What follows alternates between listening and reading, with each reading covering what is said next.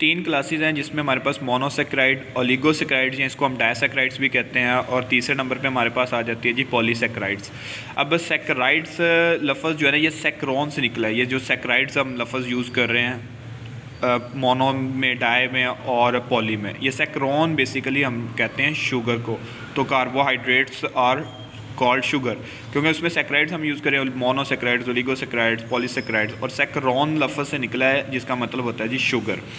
अच्छा, मोनोसेक्राइड्स के सबसे पहले हम प्रॉपर्टीज़ की बात कर लेते हैं। तो ये सिंपल शुगर होती है हमारे पास, सिंपल शुगर है, इसको आप हाइड्रोलाइज नहीं कर सकते, यानी कि इसको मज़ीद आप ऑलरेडी सिंपल है, इसको हम मज़ीद सिंपल नहीं करेंगे, कर सकते इसको वाटर से इसके हम ब्रेक डाउन नहीं कर सकते जी। इसके बाद हमारे पास इसका जी एम्पिरिकल फार्मूले की बात करें तो इसका एम्पिरिकल फार्मूला आता है CH2ON, और N यहाँ पर रिप्रेजेंट कर रहा है नंबर को, और ये जो आपके पास स्मॉलर नंबर है ना वो 3 होगा, यानी कि एटलीस्ट ये 3 नंबर से शुरू होगा, और 3 से हमारे पास ये 9 तक जाती है हमारे पास। 3 से लेकर हम सम लार्ज नंबर यानी कि 3, 4, 5, 6, 7, 8 तक ये हमारे पास जाती है, ये 7 तक हमारे पास होते हैं ये ऑलरेडी। और इन शुगर को हम एल्डोसिस कहते हैं, जिनमें एल्डिहाइड ग्रुप मौजूद होगा उनको, ये यहाँ पर लिखा हुआ है कि जी एल्डिहाइड जिनमें फंक्शनल ग्रुप होगा उस शुगर को एल्डोस शुगर कहेंगे, और जिन शुगर्स के अंदर कीटोन ग्रुप मौजूद होगा उनको कीटोसिस शुगर्स कहते हैं। ये सिंपल है, ये वाइट क्रिस्टलाइन शुगर होती हैं और वाटर सोल्यूबल होती हैं। ये हमारे पास ये कुछ इसके प्रॉपर्टीज़ हैं याद रखने के लिए, और स्वीट इन टेस्ट होते हैं, इनका टेस्ट भी स्वीट होता है जी।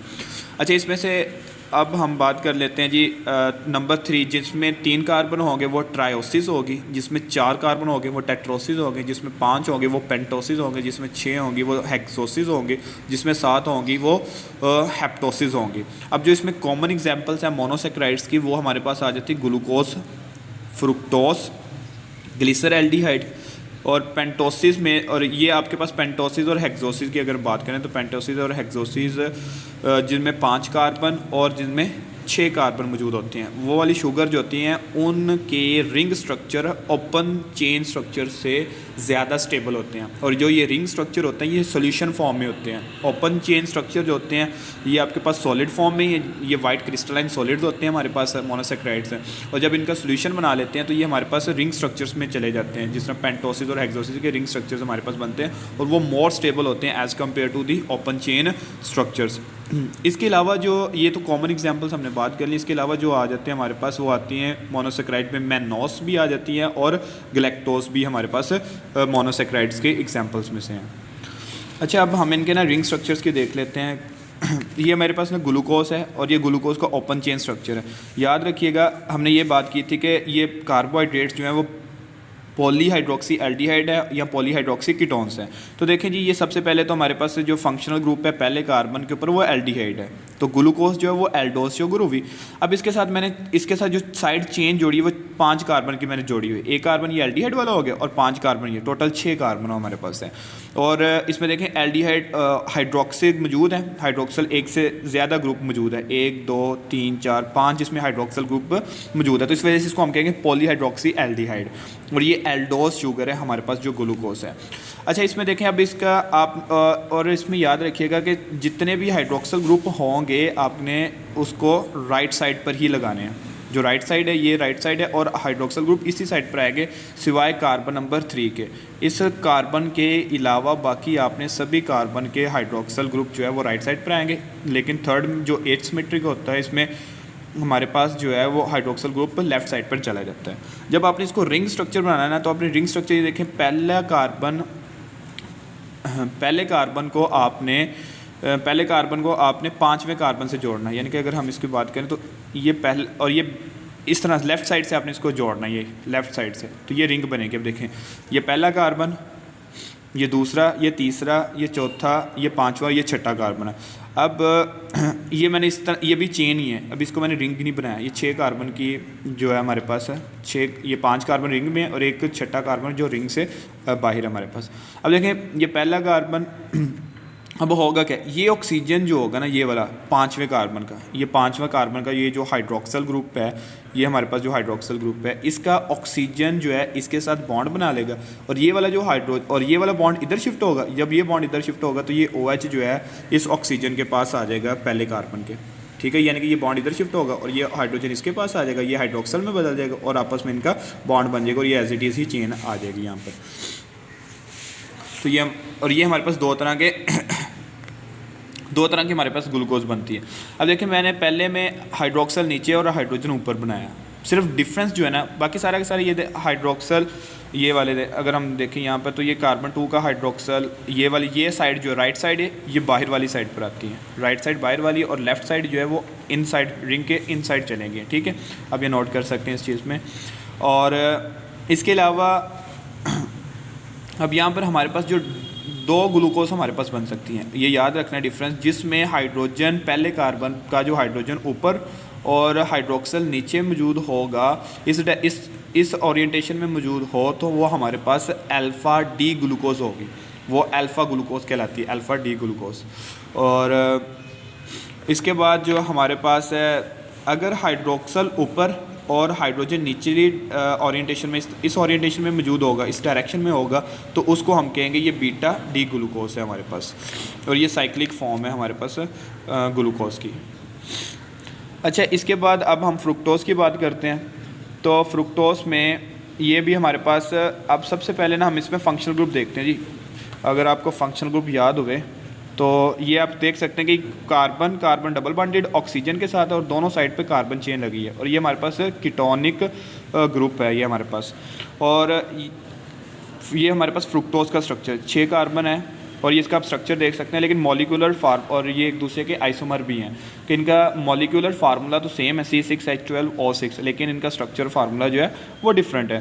तो ये एक दूसरे के आइसोमर हमारे पास होते हैं। अब देखें ये कीटोनिक ग्रुप मौजूद है, इस वजह से इसको हम कहेंगे कीटोज शुगर। एल्डोज ग्लूकोज जो है वो एल्डोज शुगर है और जो फ्रुक्टोज है वो हमारे पास कीटोज शुगर है। अब यहाँ पर भी इसका रिंग स्ट्रक्चर आप और इसका इसी तरह से आपने करना है जी। पहले कार्बन को आपने 5वें कार्बन से मिलाएंगे तो आपके पास ये फ्रुक्टोज इसका स्ट्रक्चर बन जाएगा, और ये साइक्लिक फॉर्म हमारे पास दिखाई हुई यहाँ पर। और ये 5 कॉर्नर रिंग है, जो ग्लूकोज की बनती है वो 6 कॉर्नर रिंग होती है, ये हमारे पास 5 कॉर्नर रिंग बनती है हमारे पास फ्रुक्टोज।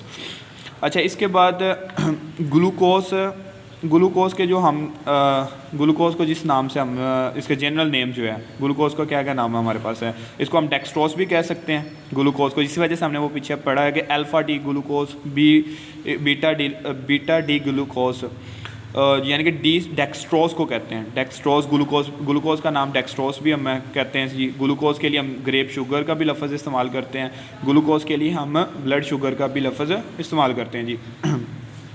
अच्छा, और उसके बाद ये अक्रेंस इसकी ग्लूकोज की अक्रेंस आ गई जी। ग्लूकोज फ्री स्टेट में भी आपको मिल सकती है और कंबाइंड स्टेट में मिलेगी। फ्री स्टेट में अगर हम बात करें तो ये फ्रूट्स में मौजूद होती है, जिस वजह से इसको हम ग्रेप शुगर भी कहते हैं कि ये फ्रूट्स में आपको ग्लूकोज फ्री स्टेट में मिलेगी। हनी के अंदर ये फ्री स्टेट में आपको मिलेगी, ब्लड के अंदर फ्री स्टेट में मिल सकती है, यूरिन में आपको फ्री स्टेट में ये मिल सकती है जी। उसके बाद हमारे पास कंबाइंड फॉर्म में बात करें तो कंबाइंड फॉर्म में ये आपको डायसैकेराइड्स और पॉलीसैकेराइड्स के अंदर मिलेगी।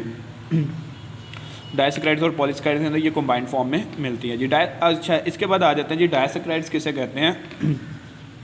अगर हम डायसैकेराइड्स की बात करें तो डायसैकेराइड्स जो है ना ये लेस स्वीट इन टेस्ट होते हैं एज़ कम्पेयर टू मोनोसैकेराइड्स। इसकी चंद फिजिकल प्रॉपर्टीज़ हम डिस्कस कर लेते हैं। ये भी जो मोनोसैकेराइड वो स्वीट इन टेस्ट होते हैं, लेकिन इनका जो टेस्ट है एज़ कम्पेयर टू मोनोसैकेराइड्स वो कम होता है, लेकिन ये होते हैं ये भी स्वीट इन टेस्ट है।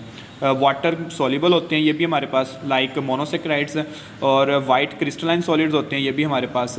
और इसके अलावा ये हाइड्रोलाइज किया जा सकता है इनको, यानी कि तोड़ा जा सकता है, लेकिन मोनोसैकेराइड्स को हाइड्रोलाइज नहीं किया जा सकता है क्योंकि वो ऑलरेडी सिंपल होती है, तो उनको मज़ीद हम हाइड्रोलाइज नहीं कर सकते, लेकिन इनको हाइड्रोलाइज किया जा सकता है। उसकी वजह क्या है, उसमें ये उसकी रीज़न ये है कि इसमें मोनोसैकेराइड्स यूनिट्स मिलकर डायसैकेराइड्स बनते हैं। 2 मोनोसैकेराइड्स मिल सकते हैं या 2 से लेकर 9 मोनोसैकेराइड यूनिट्स कंबाइन करके आपके पास ओलिगोसैकेराइड्स बनते हैं। अच्छा, तो उसमें अगर हम बात करें उसमें तो हमने कार्बन की बात की कि 3 कार्बन हो सकते हैं, 4 कार्बन हो सकते हैं, वो कार्बन की बात कर रहे हैं, लेकिन यहाँ पर मोनोसैकेराइड्स की बात करें कि कम से कम 2 मोनोसैकेराइड्स मिलेंगे। 2 मोनोसैकेराइड मिले तो उसको हम कहते हैं डायसैकेराइड्स। अगर 3 मिले तो उसको हम कहते हैं ट्राइसैकेराइड्स। 4 मिल जाएंगे टेट्रासैकेराइड्स, पेंटासैकेराइड्स, हेक्सासैकेराइड्स, हेप्टासैकेराइड्स, ऑक्टासैकेराइड्स एंड नोनासैकेराइड्स। यानी कि ये 2 से लेकर 9 मोनोसैकेराइड्स यूनिट्स कंबाइन करने के बाद ये हमारे पास ओलिगोसैकेराइड्स बनाते हैं। और यहाँ पर उसने लिखा जी ये आप 2 to 9 मोनोसैकेराइड्स यूनिट्स मिल सकते हैं, यानी कि 2 या 9 तक यूनिट्स मिल के हमारे पास ओलिगोसैकेराइड्स बनते हैं। अब इनकी कॉम्बिनेशन इनकी होनी है कंडेंसेशन। कंडेंस का मतलब होता है 2 मॉलिक्यूल से 2 मोनोमर्स को हमने इकट्ठा कर देना, उसको जोड़ देना और उसमें हमारे पास वाटर रिमूव होगा। और जो बॉन्ड बनता है ना, ये याद रख लीजिएगा, इंपॉर्टेंट एमसीक्यूज भी है कि जो कार्बोहाइड्रेट्स के अंदर लिंकेजेस होती हैं ओलिगोसैकेराइड्स या पॉलीसैकेराइड्स में, वो हमारे पास आती है ग्लाइकोसिडिक लिंकेजेस, उसको हम नाम देते हैं। इसमें एग्जांपल की अगर हम बात करें तो एग्जांपल मेरे पास है सुक्रोज, जो टेबल शुगर है जिसको हम यूज़ करते हैं खाने में भी, सुक्रोज। अब सुक्रोज में ना ये सुक्रोज डाइसैकेराइड है मेरे पास। डाइसैकेराइड जो मैंने अभी जिक्र किया कि डाइसैकेराइड का मतलब 2 मोनोसैकेराइड यूनिट मिले होंगे। 2 मोनोसैकेराइड कौन से हैं? ये मेरे पास ग्लूकोज है और आप देख सकते हैं ये कौन सी ग्लूकोज है, ये अल्फ़ा ग्लूकोज है जिसमें हाइड्रोक्सल नीचे और हाइड्रोजन ऊपर होता है। ये अल्फ़ा डी ग्लूकोज है, इसको हम कहेंगे अल्फ़ा डी ग्लूकोज है। और ये जो है ये मेरे पास है फ्रुक्टोज। ग्लूकोज और फ्रुक्टोज के मिलने से हमारे पास ये सुक्रोज बनेगा। अब इसमें क्या होता है, ये कार्बन 1 है और ये कार्बन 1, ये कार्बन ये 1, ये 2 और ये 3, इस तरह ये 4, 5 और ये 6 हमारे पास। अब इसमें जो ये कार्बन 1 और कार्बन 2 जो है, कार्बन 1 का हाइड्रोक्सल और कार्बन 2 का भी ये वाला जो हाइड्रोक्सल है, ये रिएक्शन में इन्वॉल्व होगा। कार्बन 1 का जो OH और कार्बन 2 में से H, ये OH और ये H मिलकर यहाँ से वाटर रिमूव होगा और इस कार्बन जो है ग्लूकोज का, ये फ्रुक्टोज के इस ऑक्सीजन के साथ क्या होगा, बॉन्ड बना लेगा और ये ग्लाइकोसिडिक लिंकेज होगी। यानी कि ग्लूकोज और फ्रुक्टोज के अंदर कौन सी ग्लाइकोसिडिक लिंकेज होगी, 1-2 ग्लाइकोसिडिक लिंकेज होगी। यानी कि कार्बन 1 जो है ग्लूकोज का और कार्बन 2 जो है वो फ्रुक्टोज का, 1-2 ये हमारे पास इसकी लिंकेज होगी 1-2 ग्लाइकोसिडिक।